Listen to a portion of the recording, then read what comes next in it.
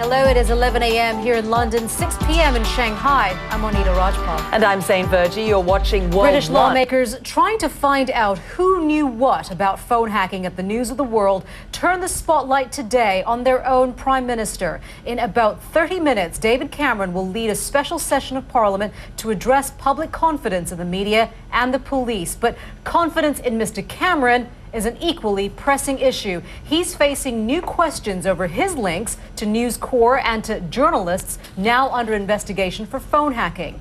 British lawmakers grilled the News Corp CEO Rupert Murdoch and his son James for 3 hours on Tuesday in a hearing televised around the world. Down the hall from that hearing, two of Britain's top policemen were called to give evidence to a second panel looking at phone hacking. The Home Affairs Select Committee published its findings just a short time ago. It accused News International of deliberately trying to thwart the police's criminal investigation. Earlier on, we've been telling you about a report released just a few hours ago looking at the relationship between the British police and the media. Joining us now is John O'Connor, a former senior officer with London's Metropolitan Police. What did you think when you heard the testimony yesterday?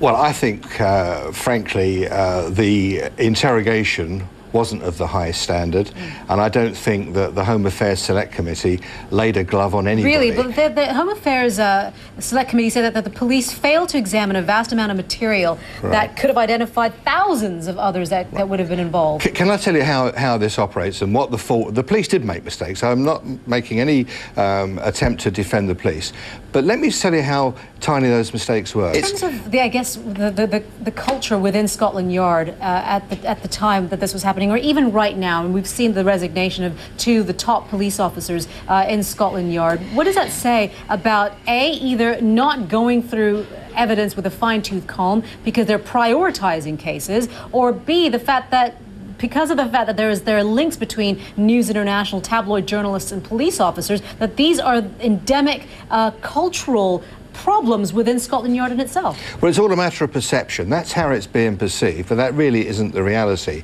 There is a strategy at Scotland Yard, and it's been like it for about the last 10 or 12 years.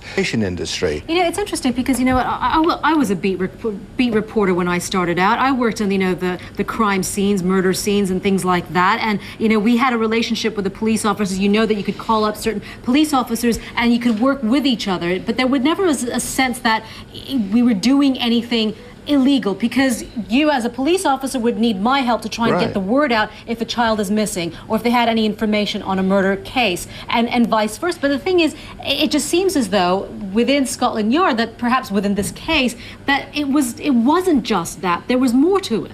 I don't think there was. I think that News International always felt beholden to Scotland Yard. For now, British Prime Minister David Cameron to address the parliamentary session. We'll have to wait and hear what he says. Sir, thank you very much for your time. We appreciate you coming in.